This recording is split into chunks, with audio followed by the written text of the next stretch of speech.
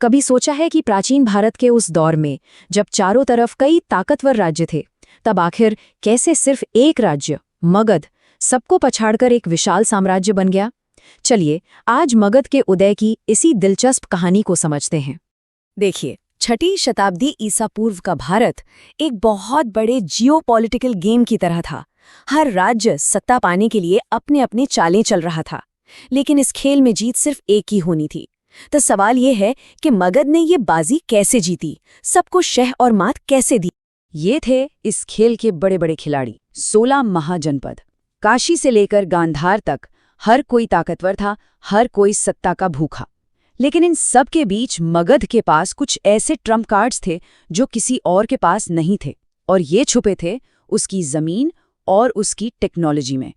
तो आगे की हमारी कहानी कुछ इस तरह से आगे बढ़ेगी।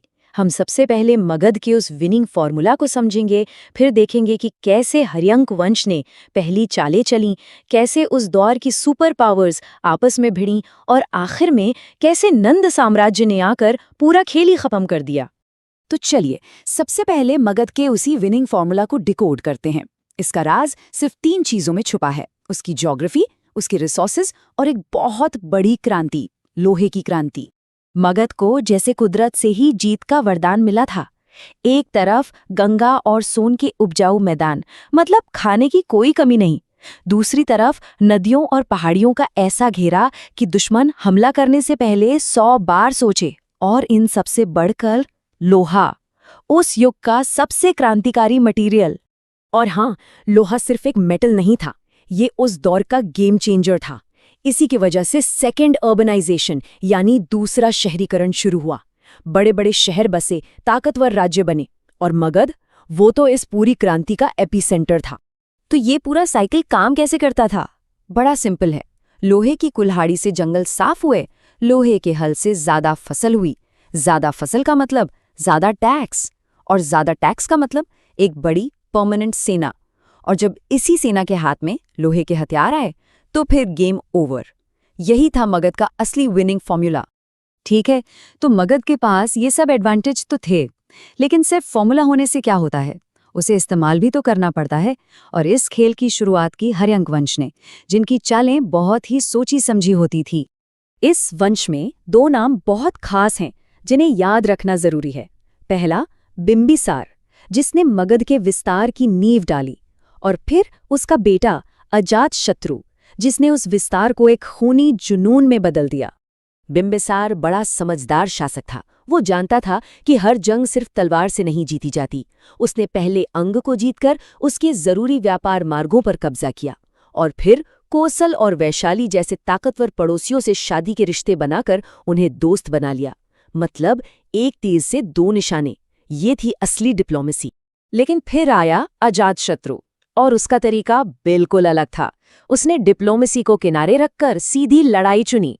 वैशाली को जीतने के लिए उसने एक ऐसा युद्ध छेड़ा जो पूरे 16 साल चला, और उसने उस दौर की सबसे खतरनाक मिलिट्री टेक्नोलॉजी का इस्तेमाल किया। पत्थर फेंकने वाली मशीनें, गदा वाले रथ, ये दुश्मनों के लिए किसी बुरे सपने जैसा था। तो हर्यंक वंश ने एक तरह से स्टेज सेट कर दिया था। लेकिन अब बारी थी मेन इवेंट की। शिशुनाग वंश के समय मगध का सामना हुआ अपने सबसे बड़े और सबसे खतरनाक दुश्मन से। ये था उस दौर की 2 सुपर पावर्स का टकराव, और ये मुकाबला था मगध और अवंती के बीच। समझिए, उस दौर के 2 हैवीवेट चैंपियंस। दोनों के पास लोहे के भंडार थे, दोनों की अर्थव्यवस्था मजबूत थी, और दोनों की नजरें एक ही ताज पर थीं। ये कोई छोटी मोटी लड़ाई नहीं थी, बल्कि 100 साल पुरानी दुश्मनी थी जो अब अपने आखिरी दौर में थी। और आखिरकार इस लंबी लड़ाई का अंत किया राजा शिशुनाग ने। उन्होंने एक फाइनल लड़ाई में अवंती को ऐसी मात दी कि उसकी ताकत को हमेशा हमेशा के लिए खत्म कर दिया। बस इसी एक जीत के साथ मगध पूरे उत्तर भारत का अकेला बादशाह बन गया। तो अवंती भी रास्ते से हट गया। अब कहानी अपने क्लाइमैक्स पर पहुंचती है। शिशुनागों के बाद आए नंद, और उन्होंने मगध को एक राज्य से भारत के पहले सच्चे साम्राज्य में बदल दिया। ये था इस खेल का final move, check and mate. Nand वंश की शुरुआत की महापद्म नंद ने, एक ऐसा शासक जिसके टाइटल ही उसकी ताकत की कहानी बयां कर देते हैं।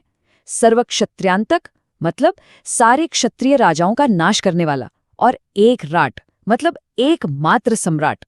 और ये सिर्फ नाम के टाइटल्स नहीं थे।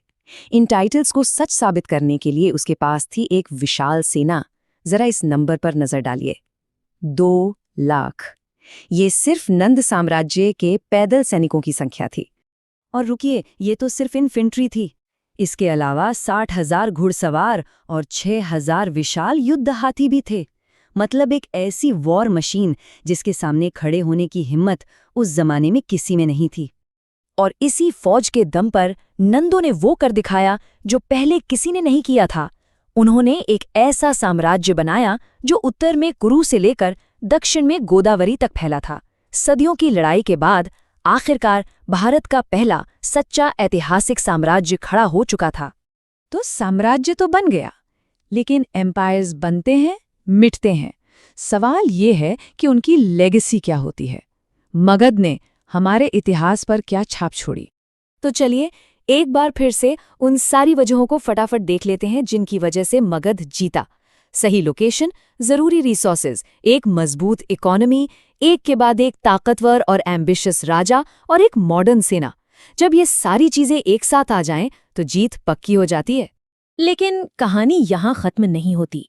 इतिहास कभी एक जगह नहीं रुकता। आखिरी नंद राजा धनानंद को चंद्रगुप्त मौर्य ने हराया और उसी मगध की नींव पर एक और भी ज्यादा विशाल मौर्य साम्राज्य खड़ा कर दिया। मतलब एक साम्राज्य का अंत दरअसल एक और बड़े साम्राज्य की शुरुआत बन गया।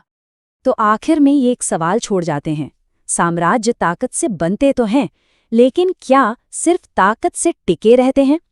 मगध की कहानी हमें यही सिखाती है कि जीत हासिल करना एक बात है और एक साम्राज्य को चलाना बिल्कुल दूसरी।